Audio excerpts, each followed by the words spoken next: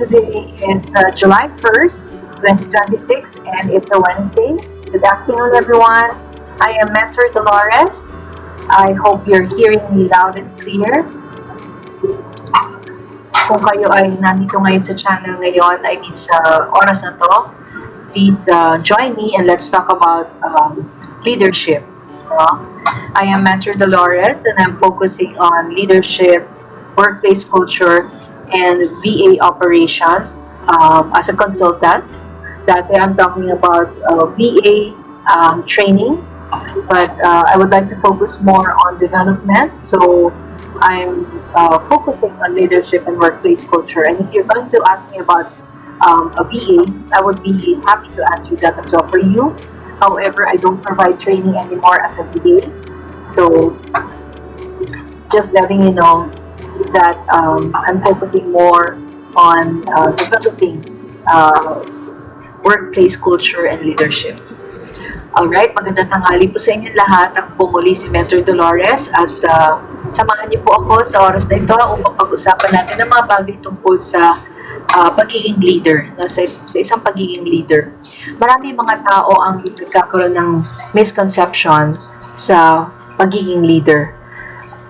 Marahil, maaari sa isang kumpanya, pag tayo ay napopromote, no? When we get promoted, we instantly, simultaneous yan. When you get promoted to a higher position, ang naiisip agad natin ay, leader na ako.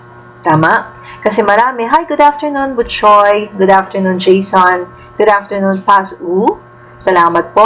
Please invite others. Pag-usapan po natin ang mga bagay na makakatulong sa atin to continuously develop our skills, be it as a leader, be it as an employee, or be it as working remotely. No? Again, I am Mentor Dolores. Ako po ay sumasagot sa mga katanungan tungkol sa problema natin sa trabaho, sa opisina, sa pagiging isang leader. At gusto ko po sanang imbitahan kayo kung kayo may mga katanungan, i-type nyo lang po sa comment section at pipilitin ko pong sagutin para sa inyo. I'll try my very best to answer them for you rather. Kung kayo po ay isang empleyado at kayo ay nakaka-experience ng mga challenges sa inyong offices, let's not disclose the name of your company, but if you have questions that you want answers to, baka makatulong ako, just type it in the comment section at sasagutin natin yan, no? Why am I focusing on leadership and workplace culture?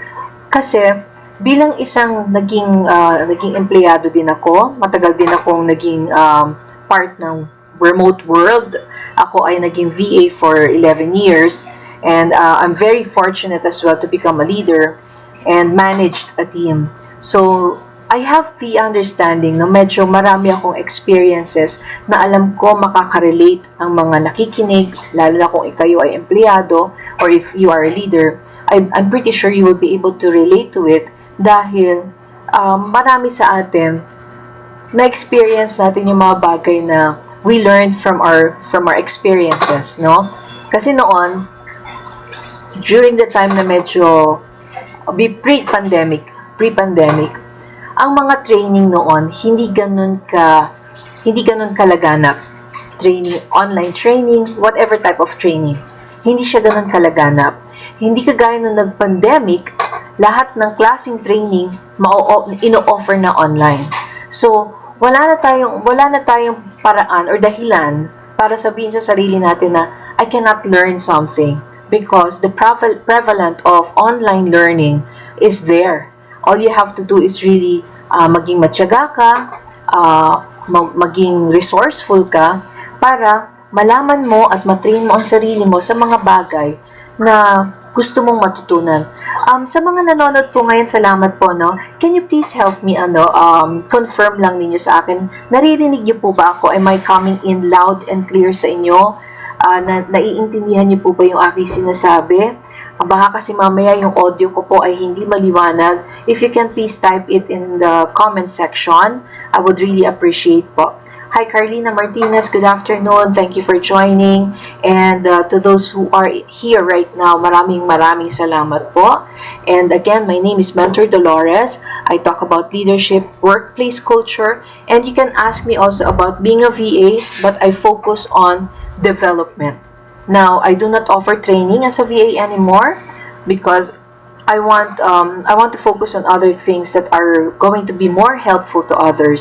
So, kung maitatype niyo po sa comment section, kung naririnig niyo po ako para lang sigurado akong naiintindihan niyo ako loud and clear sa mga naandito po ngayon sa oras na to, can you please type in the comment section kung ako po ay clear ninyong naiintindihan. Okay, so ang topic ko po ngayon is about leadership. Kung kayo po ay nagtatrabaho, if you're working as an employee or whatever it is that you're doing right now, I want to ask or I want to understand from your end, ano bang understanding natin sa leadership? Marami sa atin, we experience this and I'm part of that. When I got promoted, parang naging automatic sa utak ko, uy, I'm a leader. Can you also confirm and say that's how you also understand it or understood it? Na once you get promoted, automatically naiisip natin, ay, leader na ako. No? Marami yan sa mga nasa opisina. Once they get promoted, it's tantamount to becoming a leader. That's at the back of our head. So when you get promoted, you start thinking of, you are now a leader. Well, there's nothing wrong about that. Hindi naman yun mali. However, it's just the idea of how we really understand the responsibility given to us now that we are promoted. Because leadership is something that hindi yan sa title. Hindi yan nasa papel. And what mistakes do we normally do pag ito ay nangyayari sa atin when we get promoted or kahit hindi ka na po promote, ang iniisip mo once you get promoted, ang iniisip mo kagad ay pag na-promote ako, leader na ako. And this is something that we need to really have a clear understanding of what a leader is all about. So sometimes when we think about promotion, what happened? Teka lang, nawala ako. Where am I? There you go. Sorry, may napindot ako. So, when you think about becoming a leader, it's, madalas ang iniisip natin, boss na ako. Yan. Kasi, yun yung connotation ng when you're being promoted, you become a leader, you become a boss. So again, let's discuss about this. Please ask questions if you can. This is a platform where you can really ask questions to me, and I will try my very best to answer them for you. Especially so kung na-experience nyo to sa mga trabaho nyo, and huwag kayo matakot. It's not something that there's no right or wrong sa tanong ninyo. Minsan kinakailangan nating sagutin ng mga katanungan kasi sometimes it's taking a toll sa atin. Kumbaga nagpapatong-patong siya.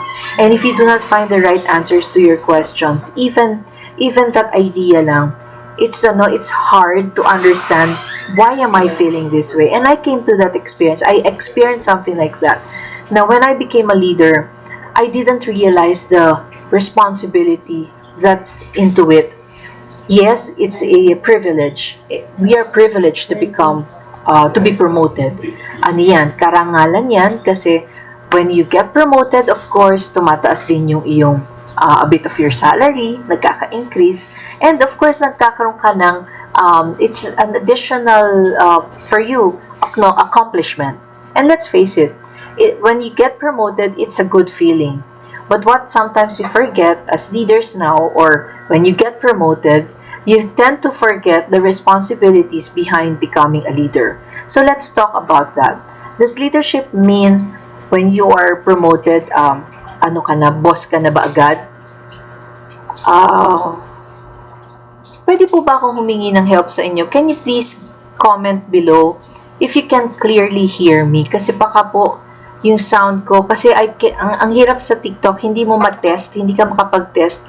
So I just want to make sure that you are hearing me loud and clear and naiintindihan niyo po yung sinasabi ko. If anyone here na nanonood sa akin right now can comment and let me know lang po. Para before I proceed discussing thank you. Before I proceed discussing the topic, malaman ko lang na kayo ay, that you can hear me loud and clear. And also, please help me if you can tap the heart. That would be very helpful for me. Thank you so much po. Now, why do people mistake leadership for a title? Thank you. Salamat sa heart. Bakit nagkakaroon tayo ng pagkakamali na ang leadership is becoming a title when we get promoted? Diba? Uy, na-promote si ano. Uy, ang galing niya. Boss na siya ngayon. Ganun yung laging nakakonect eh. You get promoted, you now think of yourself as a leader. It's really automatic yun.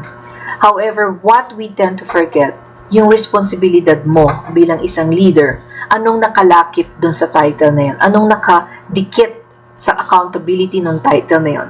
So, becoming a leader, is it a title? Somehow, yes, it is, but it's not always the same. Okay, why did I say that? Minsan kasi, iniisip na ng tao yung title, yung kung ano man yung kanyang posisyon. For example, manager or CFO. That's a title. And is it a leadership title? It is. But what we tend to forget sometimes is the work behind that title, which is the most important thing.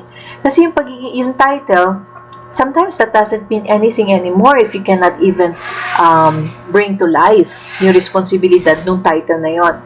I'll just give you a very good example now. For example, you got promoted, pogi ako, you got promoted as the president of a company.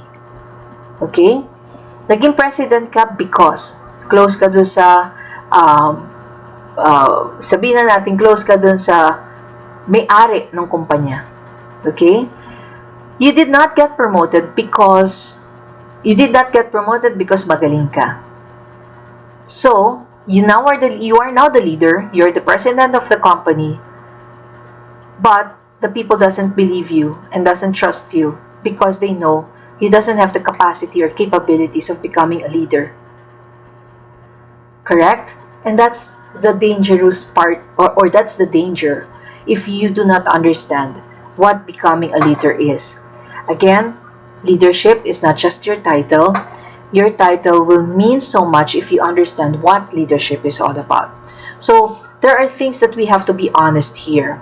Pag hindi mo naiintindihan yung responsibilidad mo bilang isang leader, that's where the problem comes in. Because you cannot lead your team or your people if you do not know how to lead yourself. It's a balance of leading by starting. You have to lead from yourself first. Hindi ka po pwedeng mag-lead kung ikaw mismo you cannot lead yourself. And that's mostly the mistake of other people na from getting promoted and becoming a leader, they thought they would just give orders. Di ba kaya nga nagkaroon ng maraming identifier what a leader is versus a boss. Diba? Nakakakita tayo ng mga ganyang post. What is a leader versus a boss? And you don't want to be a boss. That's if you really want to become a leader. You do not want to see yourself as a boss, because when you want to become a leader, you want to affect people to follow you. You want them to understand that following you is because you need them to see that following you means a lot, means something. You want to have clarity. Hindi po pwedeng uutusan mo yung tao mo pero hindi nila naiintindihan bakit kailangan gawin to. And that's the role of a leader and your responsibility as a leader to bring clarity to your team and to your organization. And if you do not know how to do that, that's where the problem comes in. Your people now will start questioning your ability. If, for example, you're asking them to do something and you're expecting the results out of them, pero ikaw mismo hindi mo naiintindihan ano ba talaga ang resulta ng gusto mo mangyari sa isang project na pinagagawa mo, that's something that you have, it's a big problem because you're not leading them. You're just waiting for the results to come from them, but you don't actually understand what's the purpose of what they're trying to do. Kung ikaw mismo, from yourself, you cannot express or explain to them why this has to happen, then the problem is you are not giving clear instructions or indication or understanding of what the team has to achieve. Because as a leader, you are the ones motivating them. You are the ones making sure that your team understands how to deliver something, how to see a result from a project that you're expecting them to complete.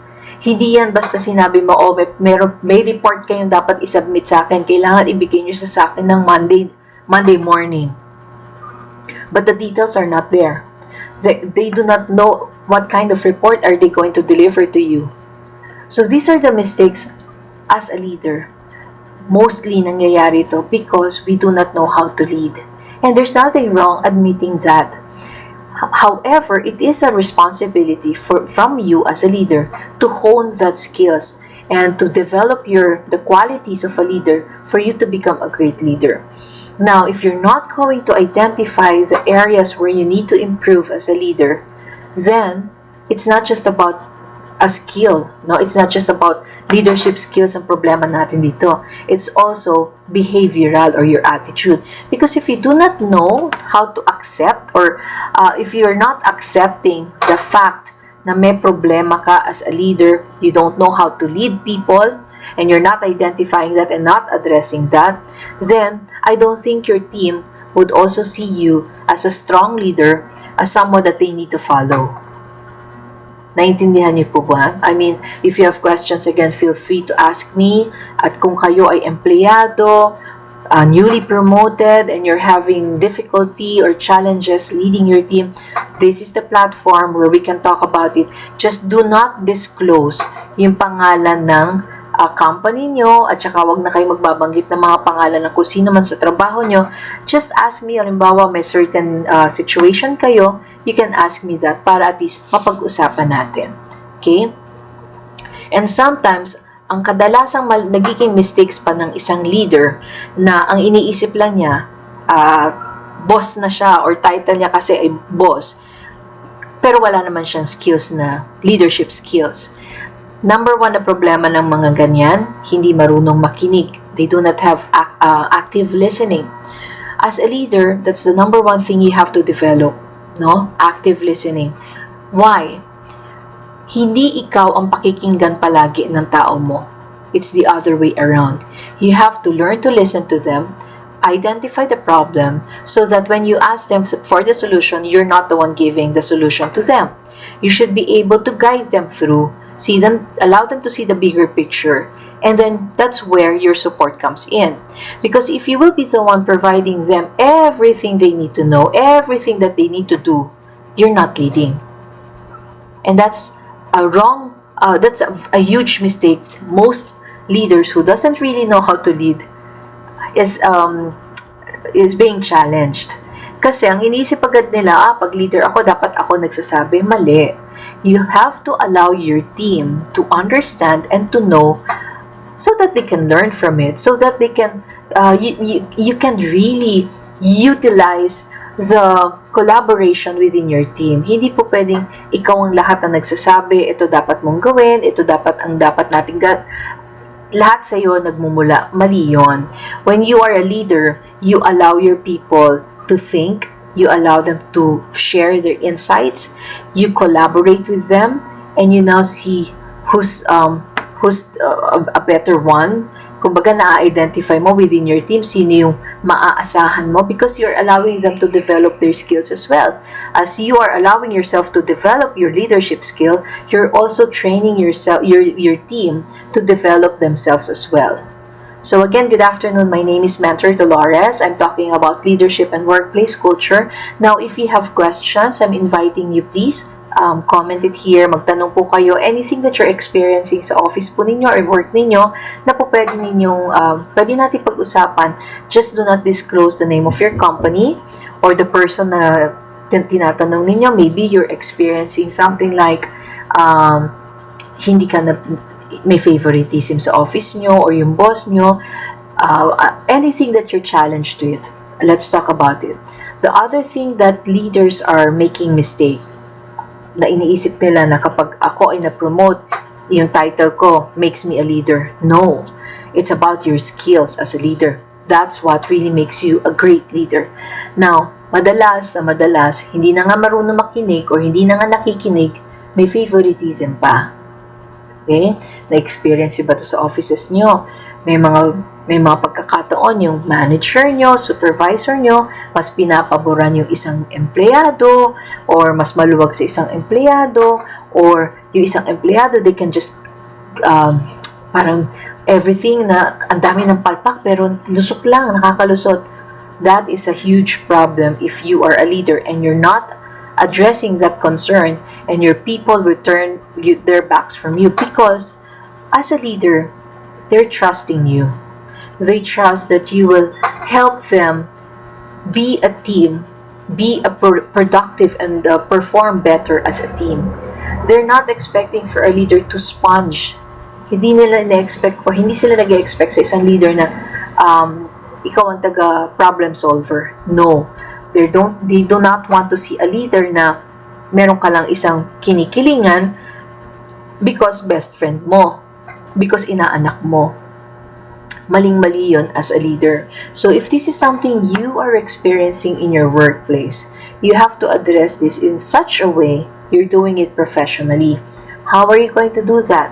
If you have a good HR system, then address that in a way na hindi kayo nangungwestiyon, in a way that you're not questioning the personality of that person.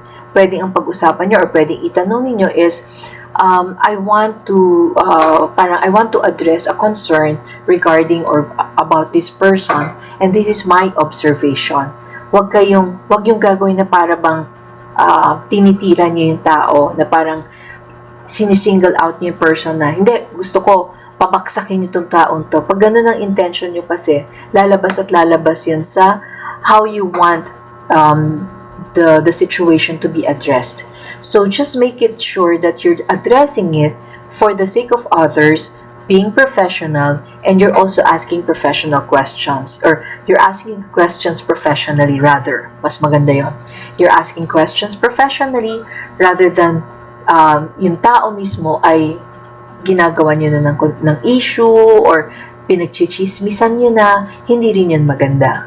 Okay? So, sa mga nandito po, magandang tanghali po sa inyong lahat. Ako po si Mentor Dolores. And again, ang pinag-uusapan natin dito is about leadership. Now, maraming tao, napopromote sila. Minsan, ang iniisip nila, yung title nila mismo, makes them a leader, which is wrong. The title doesn't mean anything if you do not know how to become a leader. And leadership is not about being bossy. It's not about utos dito, utos doon. Please feel free to comment. Please feel free to ask po. Huwag kayo matakot magtanong. Ang ano ko lang, huwag nyo na lang pong babanggitin yung pangalan ng kumpanya nyo kung meron man kayo na pagdadaanan ngayon, or kung meron kayong clarifications na gustong mas matanong sa akin. I'm very much willing to answer them for you. Now, magandang tanghali lang, mag-ano lang ako. Nagbabasa lang po ako. Okay? So, if you can also tap the heart, please, if support nyo na rin po sa akin. Maraming salamat po. Now, pinag-usapan natin mistakes, no? What makes someone a leader? Yan, maganda tanong to. Sino ba ang hindi naman dapat. Sino ba ang, uh, sige na nga, gamitin na nga natin yung word nararapat, no? Kasi, again, not everybody has the quality or has not everybody has the quality or has qualities of becoming a leader. Minsan, meron ang galing-galing magsalita, yun pala, sa boka lang. Diba? Kaya naman, minsan, magaling sa pag-iisip, creative lang. Pag, pinahandle mo na ng project, hindi na kaya. So, qualities talaga ng leaders ang hinahanap natin para masabi mo, ikaw ay isang nararapat na maging leader. Okay? So, may mga taong may title, pero minsan sasabihin mo, paano naging ganyan yan? Paano siya naging manager ng ganito? Parang wala naman siyang alam. Nangyayari ba yan sa inyo? May mga ganyan tanong din ba kayo minsan sa opisina niyo na, di ba manager yan? Parang hindi naman niya alam ang ginagawa niya. Bakit kaya natin nasasabi yun kung minsan? Nasasabi natin yon dahil minsan nakikita natin sa hindi nila paggawa ng tama.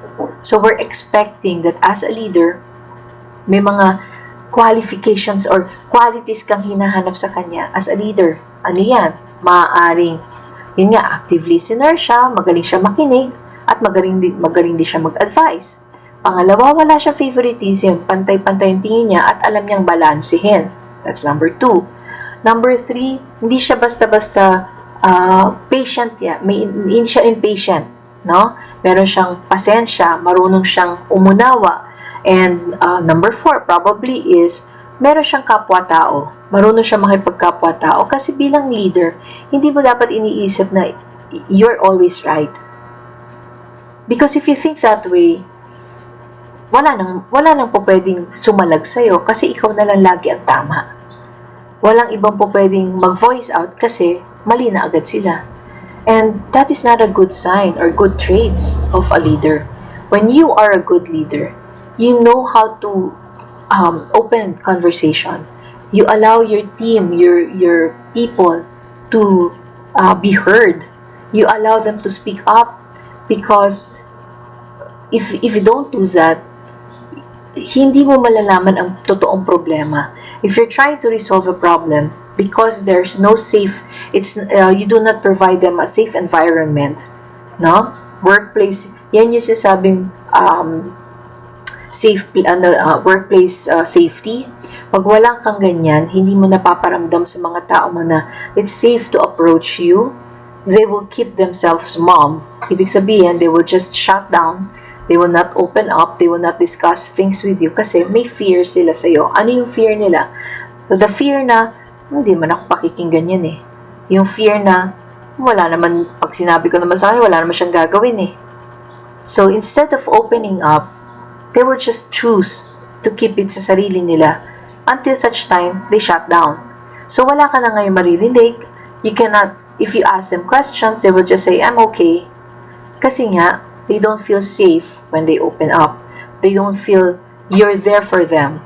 And as a leader, that's a trait, no? Dapat marunong kang, may empathy ka. Marunong kang, you know how to understand how they feel, what are they thinking. Kumbaga marunong kang bumasa ng hindi naman ng pagkatao, pero you know how to read.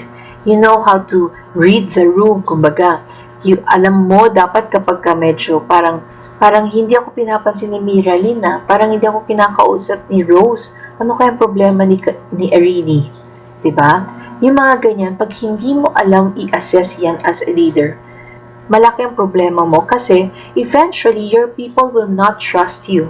And if trust is not built, ikaw mismo as a leader, hindi mo nakukuha yung tiwala ng mga tao mo. Malaking problema mo yon dahil darating ang panahon you will evaluate them. You will assess them. How are you going to assess people if you do not know them? Surface lang ang alam mo, andun ka lang sa ibabaw. Si Snarf, empleyado siya dito, team member mo siya, pero hindi mo alam about buhay niya. Hindi mo alam, may asawa ba to? May anak ba siya? O may boyfriend ba siya? O may girlfriend ba? taga saan siya, you don't know anything about them. Hindi naman ibig sabihin pakialaman lang mo ang buhay nila bilang isang leader. But it's nice, if you're a leader, you know who your people are. At least may alam ka sa kanilang, again, hindi naman para manghimasok ka sa buhay ng mga empleyado mo or staff mo or team mo. Pero it would be nice if somehow, pagka nag-huddle ka sa teams mo, halimbawa, si Miralyn, or whoever is nandito, "Oh, Miralyn, how's your mom? O, kamusta yung bakasyon ng nanay mo? Or kamusta naman ang school ng anak mo?" That alone is making your team members feel that they can approach you. Because you're allowing them to see you na medyo may care ka, you touch something na very important to them, and that's normally family. And if you are disengaged and hindi mo man lang nakakamusta sila sa level na yon, huwag ka nang umasa bilang leader na yung mga tao mo ay lalapit sa'yo para manghingi ng advice. And don't be surprised why your team is not approaching you to ask for this and that, to seek for your advice or something. Because again, you did not allow them for them to feel safe. Kasi ikaw mismo nag-shop ka, meron kang wall. Okay? So good afternoon, Ina Mo. Good afternoon, Beat 4420, Snarf, Lade, Dev, Katrina Karandang, good afternoon po. Rose 173, good afternoon, Fudgy Bar, good afternoon sa inyong lahat. Message, may lumabas na message pero ba't hindi ko nakikita? Hi Kitty MG, good afternoon sa inyo. So, mahirap maging leader, lalo na kung hindi ka prepared sa role na to, sa responsibility na to.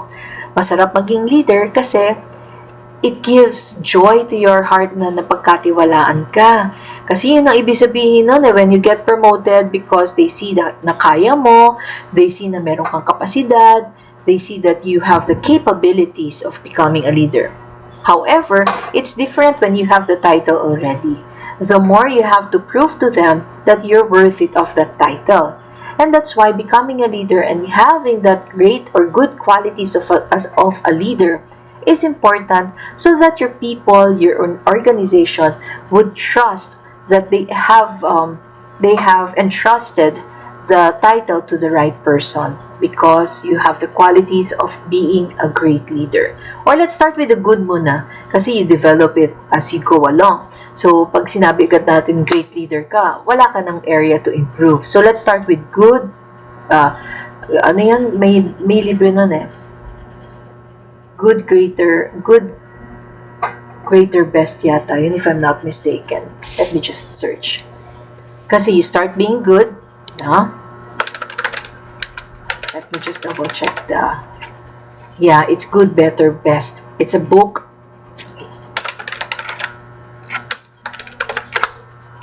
I'm just researching it. It's a book. Yes, it's a book by Good, Better, Best. It's written by Garrett Miller. And this one is also a great one to read, no? So if you want to become, na-promote ka because you're good. Now you want to become better, you will have to improve yourself. But if you want to become the best, you will continuously grow your skills. And learning is something that we have to continuously do. Hindi ibig sabihin na promote ka, okay na yan, diyan ka na. Paano ka paaangat kung hindi ka magpapatuloy na i-improve yung sarili mo? And remember, when you are a leader, you're not just developing yourself, you're also developing others, so that they would also have the opportunity to be promoted just like you. And that's why they have entrusted the title to you, because ikaw din naman, i-ripple effect mo yan, ang tawag dyan ripple effect. So, ikaw, pinagkatiwalaan ka ng organization na promote ka kasi nakitaan ka nila ng qualities, para maging isang leader. So, ganun din ikaw. When you become a leader, you will now identify within your team sino naman yung merong opportunity to become a good leader.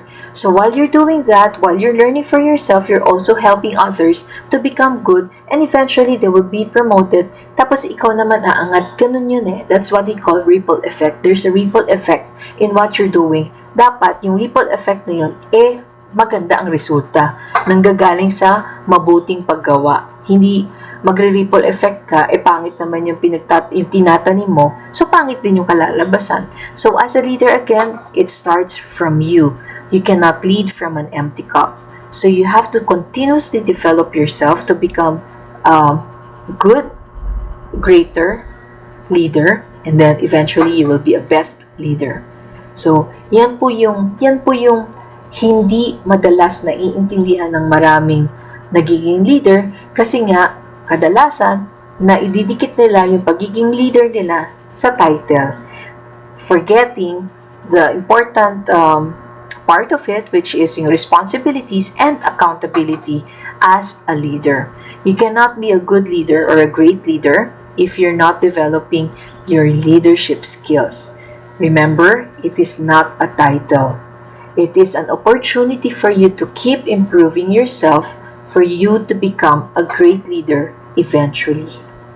Alright? And you are also going to develop good leaders kasi yan ang ina-expect sa'yo as a leader. You are somehow helping develop new leaders within your team, within the organization. Okay? Ripple effect. The biggest mistake new leaders make, ito yung mga nagiging kadalasan mistake, no? They start to be in control. Kasi nga, hindi nila naiintindihan ano ba yung importance, ano ba talaga yung qualities ng leaders, ano ba yung responsibilidad ko. So instead of motivating, instead of developing, instead of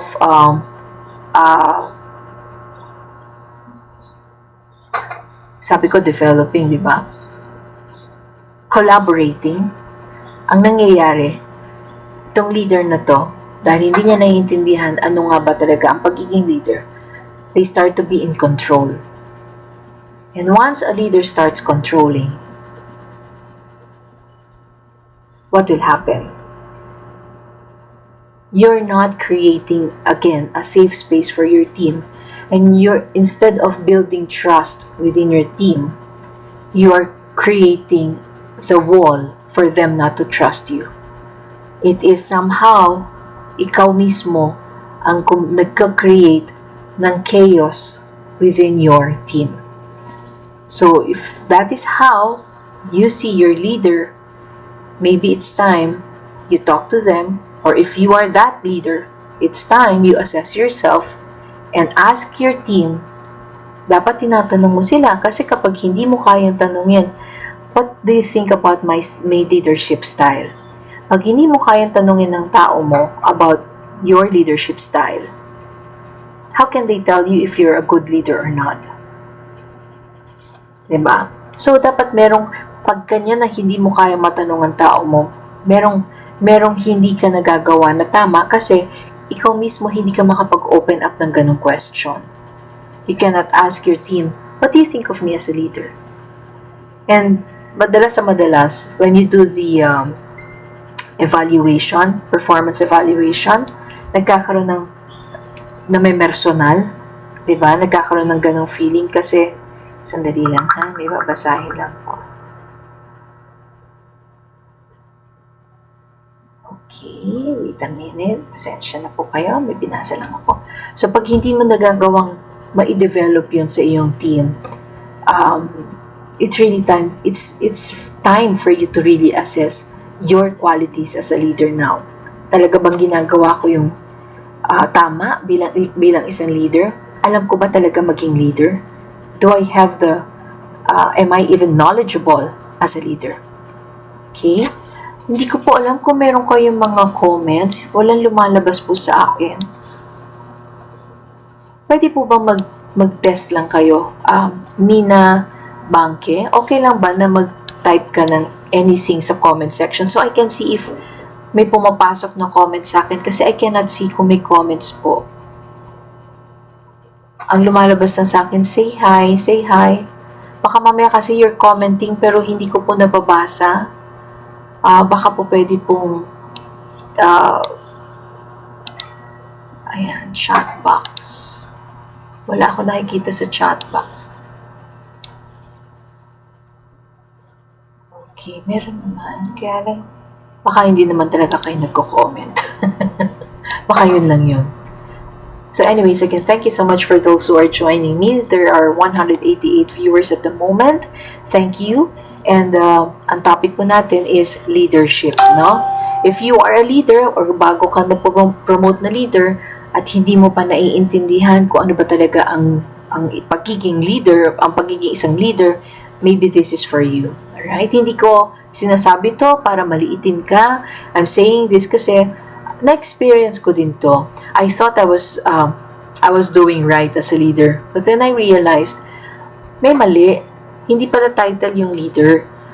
You have to understand that your title is just giving you your title as what you are. Diba? Sa job description mo, dapat may title ka. Pero what's within the title or behind the title is important for you to understand because you cannot perform the role from that title if you do not understand exactly what the leadership is or what leadership is. Okay? So sabi natin kanina, controlling. Pag nararamdaman niyo na yung leader niyo, teka parang imbes na maging magaan ng trabaho ko, bakit parang lahat na lang nakamatsyag, lahat na lang bawal, lahat na lang ito lang dapat, nade-develop tuloy yung fear. Diba? Nagkakaroon ka na ng fear na pag nagkamali ka, ikaw lagi yung may kasalanan kasi controlled lahat. Dapat sa kanya lang lahat ng gagaling. Isang way or isang outlet lang pinanggagalihan ng instructions at yun lang dapat ang tama palagi. Control. It's a controlled environment which is wrong. Kasi walang collaboration. Hindi kayo nagkakaroon ng juicy conversation or open conversation or open discussion about something. Hindi nagiging healthy yung relationship. So what you want to build is a collaborative team, high-performing team. That's what you want to develop. Hindi yung ikaw ang in control. Mali yun. Okay? Micromanaging. Actually, magka-partner talaga yan. Pag pina-micromanage ka, everything that you do, sasabihin niya, dapat yung ganito, bukas, may ganito tayo. Lahat, every details, ituturo or iuutos sa'yo, which is wrong. Kasi again, if you want your team to learn, allow them to think, allow them to express themselves.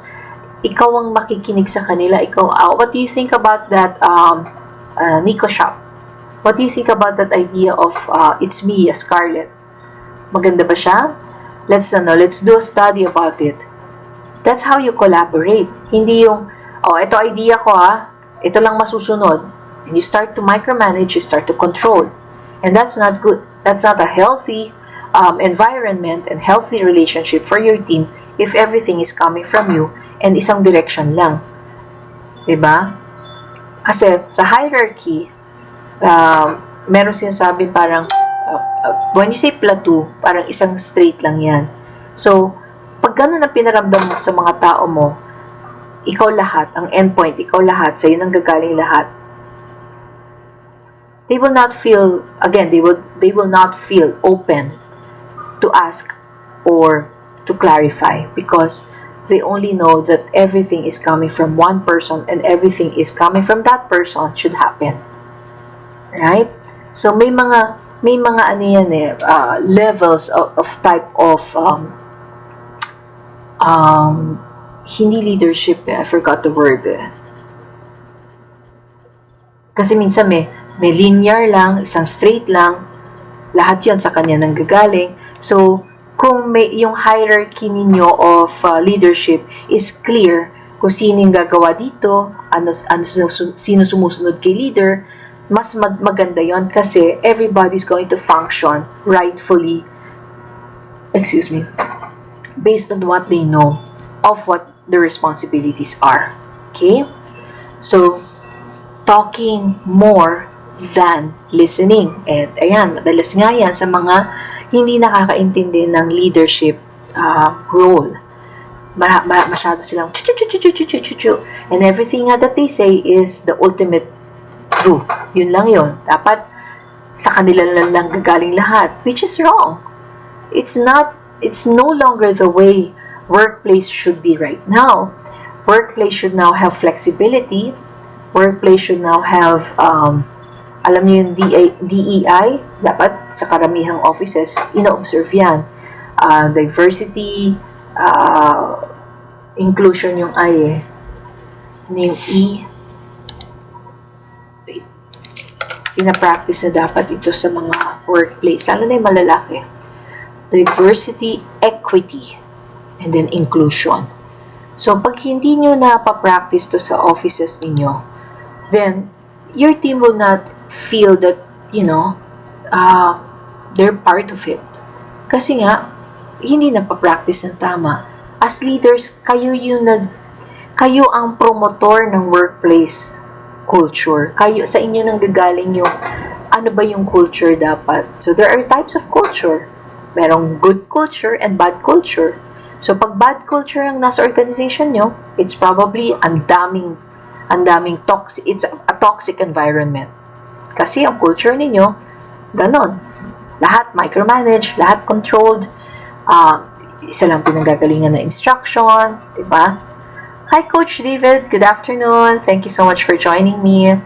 So, dapat naiintindihan mo yan as a leader, because if you do not know how to become a good leader, then I don't think your people will also be amplifying or not amplifying alone, but they will not even follow you, because your team should be following you because they want a leader that they can follow clearly, will help them grow, and will help them also be to perform better. That's the quality, or that's what the team or teams are looking for toward a leader. Someone who will help them develop who they want to be in the future. And they don't want to be forever in that role. And that's why kanina sabi ko, may ripple effect. Kung ikaw na-promote as a leader, dapat ganun din ang intention mo sa team mo.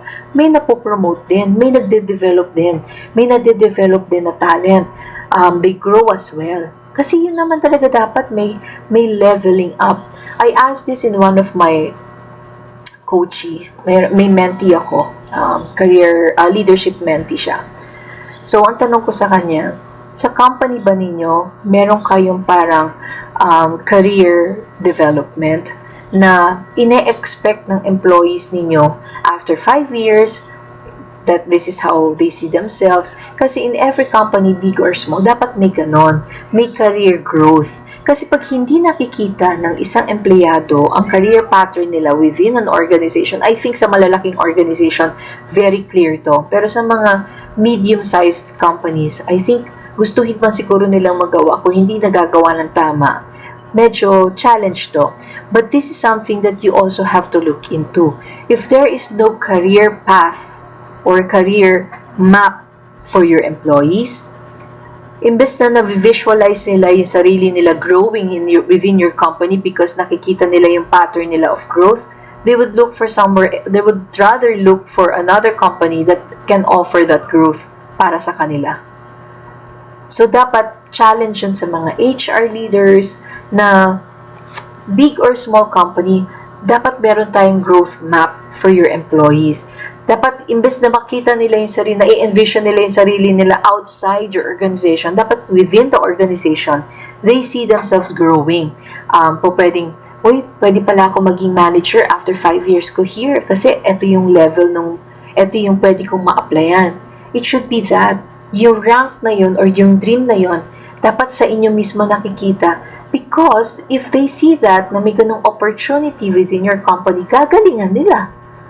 Kasi that's their dream eh. They dream to grow. It's not forever na CSR ako, habang buhay CSR siya. Di ba? Habang buhay, accountant lang siya. Hindi ko nilalang, don't get me wrong. What I'm saying is, lahat tayo may pangarap. Every individual merong pangarap. If you are capturing that, yung pangarap ng mga empleyado nyo, you will not allow that dream to be somewhere else. Diba? You will allow that dream to happen within your organization. Ano pa ang silbi ng performance evaluation nyo? Ano pa ang silbi ng, I think it's in the performance evaluation because dun yung tanong na, where do you see yourself 3 or 5 years from now? That's the essence of that performance evaluation. You're getting the survey within your employees, how they see themselves growing within your organization. Kasi, kung wala kang gagamitin, hindi nyo gagamitin yung data na yon to provide what your team is looking for and yung kanilang aspirations, they would look for it somewhere else. Siguro yun ang dahilan kung bakit mataas ang turnover rate nyo. Diba? So, this is an opportunity for HR leaders, kung meron man dito ngayon, na yung performance evaluation na nyo, it's not just about performance, hindi lang about salary rate yan or salary increase, but it's more of creating a program for your employees on how you can see them succeed. It's a succession growth succession rather. Para within your company, they see their future. Kung may kanta para sa lovers or mag-asawa, growing old with you or grow old with you, dapat ganun din sa companies. They want to grow old with you. They want to retire within your organization kasi they see growth. Sana clear yan sa inyo. Kung may HR dito at hindi nyo pa nakikita yung part na yan, well, that's something you can develop so that you can also provide this to your employees. They can grow old with you and you provide their dreams, no? Kasi lahat naman tayo may dream job. Diba? Anong dream job mo? Hindi naman nag-start ka sa level na, syempre, lahat tayo nag-start sa entry level. Pero you will not end up 10 years from now, entry level ka pa rin. 15 years from now, entry level ka pa rin. 20 years from now, entry level ka pa rin. Diba? Just think about it. Walang may gusto na for good ka sa isang role. You want to also grow your title, you want to grow your skills, you want to grow your position, 'di ba? Career path 'yan. At 'yan ang madalas na nalilimutan sa atin or natin kasi masyado tayo nagiging focus sa work alone, yung tasks natin, no? Yung sweldo, pero hindi natin na i-compensate yung ano ba yung dream nitong taong to. Kasi yung dream na yan, yung aspiration yan, may equivalent yan in the future nila. So, syempre, if they dream to become a manager in the future, hindi ba po pwedeng yung sweldo niya ngayon, pang manager pa rin, yun pa rin yung susweldohin niya if manager siya. 'Di ba? So, kaya nagkakaroon ng salary grade because of that. And I'm pretty sure naiintindihan to ng mga HR leaders. Kaya nagkakaroon ng salary grade kasi nga may succession ka, meron kang pattern, may growth. So, maganda sa mga companies na established yan, maganda yon. Pero sa mga hindi pa na-establish yan, hindi naman kinakailangang masyadong ambiguous or big word. Diba? Hindi naman kinakailangan napakalaking yung masyadong syempre ibabagay nyo din sa type of business nyo. If you're expanding your business, dapat kasama yon sa pag-expand, hindi naiiwanan. Ang nangyari kasi minsan nag-expand ang business, lumalaki ang targets, lumalaki ang expectations sa sales or profit, ang naiiwanan yung growth ng tao. Do you agree? Diba? So, dapat kasama yon because you cannot grow your business if your people are being left behind. Dapat, sa pag-asenso ng business nyo,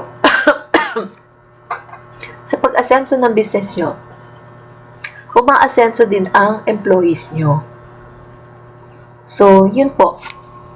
Leaders na ang nag-ano niyan. nakaka-foresee. Hindi po pwedeng ikaw lang sa sarili mo ang nade-develop, pero yung team mo naiiwanan. Hindi ka inspiring leader nun. Hindi ka motivating leader. Sorry kung lalamunan ko po. I'm sad kasi hindi ko nakikita kung may comments kayo or kung may tanong po kayo. I'm not sure kung sa TikTok ko lang ba to, pero sana hindi. Baka may gusto magtanong. You can ask me. Just don't disclose your company name, any names, para lang wag tayo magkaroon ng any problem. You can ask me, for example, meron kayong sitwasyon na based sa kinukwento ko, or you can share something that you're experiencing right now. It would be nice, no? And I will read it. Okay? Nakakatakot niyan kung masyado kayo nang hahawak dun sa title lang. Tapos hindi ninyo napapatunayan na worth it yung title na yun sa inyo. You can lose that anytime. And that's the scary part kasi it could be, it was a wrong decision. Bakit natin pinromote si ganito? Di pala niya kaya. Diba?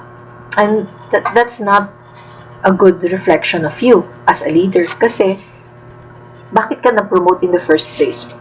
Question yon. Tapos binawi sa'yo. Ibig ba sabihin nun, hindi mo kaya? Or ibig ba sabihin nun, hindi ka marunong, hindi mo alam maging leader? So it's something that you have to develop yourself. You have to really help yourself become a good leader para yung mga staff mo, yung team mo, they would follow you. Ang tao gusto nilang sumusunod sa isang taong matututo sila doon. Diba? When you see a person who's really, ang galing-galing niya, gusto kong maging kagaya niya, you're doing a great job. But if your team is saying, alam mo, nakakabuisit yung boss ko, o yung manager ka, feeling boss, pala mo kung sino siya, you're not doing a great job. Because, that's how you make your team feel. Wala ka na nga safe place, hindi safe place for them to speak up, tapos, meron pa silang nagiging spiteful pa sila sa'yo, diba? Kinabubisitan kanila. Really, you're not doing a great job as a leader. So, overnight ba may improve mo ang pagiging leader mo? No, it will take time. You have to embrace the fact that being a leader is not about the title. It's not about the privilege. It's not about the salary. But it is a responsibility and accountability. It goes together. So now, if you find yourself in that situation and you are a leader, there's still time. You can improve. Hindi naman po pwedeng hindi mo makita yung mistakes mo. Problema din yun pag hindi mo alam na meron palang kulang sa'yo or hindi mo ina-accept that there's something wrong. And that's an attitude problem. Because if you do not accept that there is a problem and you do not realize that as early as now, and you're not even listening to your people, chances are your team or your staff will not be with you and for you. Wala kang madedevelop na high-performing team. Kasi, in the first place, they don't feel safe with you. Okay? So, yan po ay ang topic natin for today. Leadership is not about the title. It is something that you have to work as a leader to become a great leader. It's all about the responsibilities. It's all about the right skills and qualities of a leader and your accountability as a leader. So leadership is not being asked. You cannot just ask your team to respect you. You cannot ask your team to trust you. You cannot ask that. You have to work for it. You have to earn it. And that's why you became a leader, because dapat nakita yun sa'yo nung pinromote ka. But if you got promoted because malakas ka kay ganito, um, beshi ka kay ganito, then questionable talaga yung pagiging leader mo. And then hindi mo pa pangangatawanan. So talaga you will not earn the title of a good leader because disengaged ka din sa tao mo. Okay? So I hope you have learned something from our discussion today. And on my next TikTok live, which I will do probably Wednesday, Friday, I will do it the same time, 3 p.m. para at least magkaroon tayo ng we learn from each other. And if you have questions, please do not be afraid to ask me. Hindi naman ako nangangagat. I advocate for a great workplace for everyone. It's going to be hard. Wala namang madali eh. Kaya lang, kailangan pagtulong-tulungan din natin. As an employee, kailangan alam natin ano ba yung how can I help the organization. Wag ang laging hinahanap natin ay yung para sa atin lang. We also have to think how you can help the company so that the company can also help you. There's a president who said that ask not what you can do for your country, ask not what the country can do for you, but what you can do for your country. I forgot kung sino nagsabi na, but it's a president, and I'm quoting that from the president. It's the same thing with as an employee. Ask not what your company can do for you, but what you can also do for your company. It's a give and take relationship. Hindi po pwedeng puro pakabig tayo. Diba? Mine. And you don't know how to give.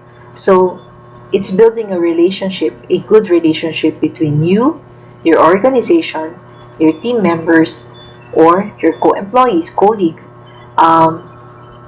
Magulo na ang mundo. Pag na tayo dumagdag sa kaguluhan ng mundo.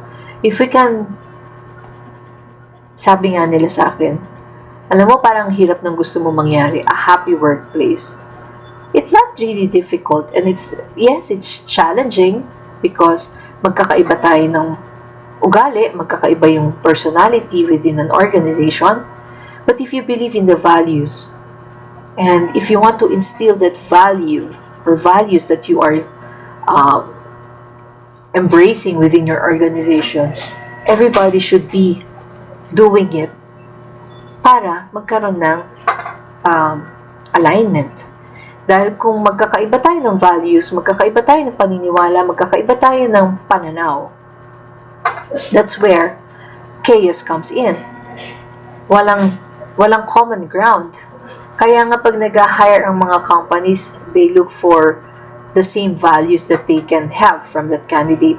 And madalas, pag nakikita nilang hindi ka ka-value, kahit magaling ka, they don't hire. Because they feel like, ay, magiging problema natin to, problematic to, kasi mukhang palaban to. How do they see that? Minsan, napiprejudge din naman tayo, no? Pero ganun talaga, wala tayong magagawa. I also experienced that with my caliber, I don't want to say the caliber, with my experience already, with my background, I still get rejected. Minsan kasi, they feel like I'm overqualified.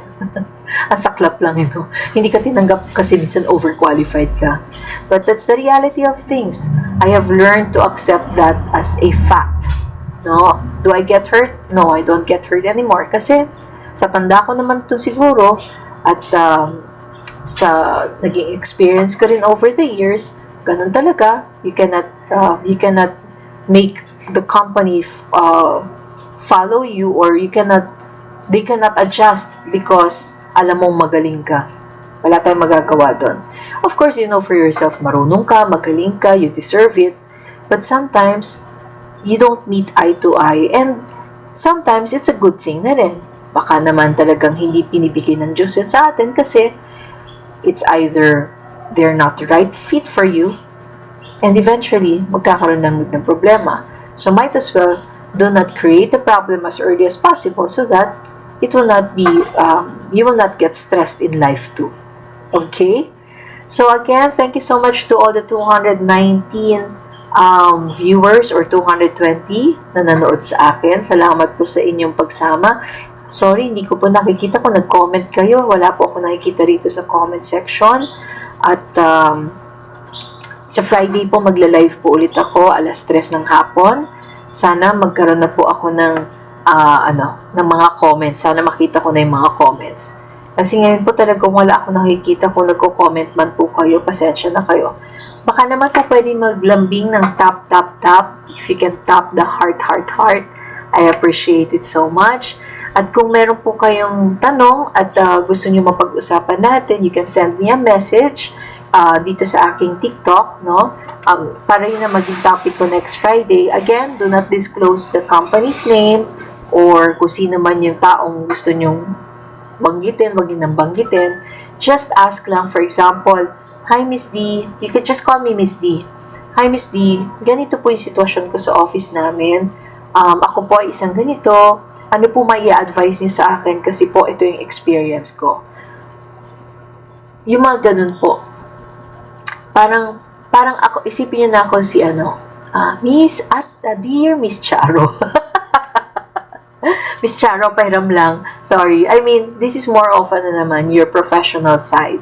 So if you feel like writing it to me or sending me a message about it, do so. I encourage you. Minsan masarap i-share sa taong hindi nyo kilala pero naiintindihan. Alam nyo bakit? Wala kasing judgment. Una, hindi ko kayo kilala, hindi ko kayo ma-judge, diba? Walang bias yung judgment ko. Mahirap pagkakaibigan or kamag-anak kasi minsan na-judge ka na nila. Kasi kasi ganito ka, diba? Pero kung sa ibang tao, for example, ako, mag-share man kayo sa akin, walang bias kasi I don't know you. I can only say my point of view and share with you ano yung nakikita ko based sa binigay niyo sa akin. So that's how I can offer my help to you. And hopefully, I will be able to receive messages from you guys. And I will try my best to answer them on Friday, which is July 3 at 3 p.m. So again, huwag kayong magbabanggit ng pangalan ng company para hindi ko rin mabanggit. Baka mamaya imbes na makabuti, mapasama pa. More on your situation. And maybe if you want to ask how you can get out of that situation or what you should be able to do, just ask me, baka makatulong ako. So maraming salamat po. Good afternoon. I am Mentor Dolores. Just call me Miss D. And this channel is for everyone who is experiencing problems in the workplace. I'm here to help you feel happy in your workplace. For leaders who are not clear about their role as a leader, no? Walang masama if we will admit to ourselves, "Naku, Miss D, na-promote ako pero hindi ko alam kung tama ang ginagawa ko." Walang masama if you will say that and accept to yourself na ganon. Mas maganda yon. Ibig sabihin, meron kang area or room to improve rather than mag-feel ka na, "I know everything." Pangit yun. Kasi mas mahirap turuan ang taong hindi na mako-coach. In coaching or mentoring, pag hindi ka coachable, no matter how good your coach is or your mentor is, hindi ka matututo kasi sinaklawan mo na yung sarili mo, "Magaling ako, hindi ko kailangan na may magturo sa akin." Okay? So that's it for me. Good afternoon once again. This is Miss D, or Mentor Dolores. This is my channel, leaving you with always be kind to yourself and be kind to others. So I hope to see you on Friday, July 3 at 3 p.m. here on my TikTok channel. So you can always message me, send me a message. If you want to seek advice, you can message me. Bye!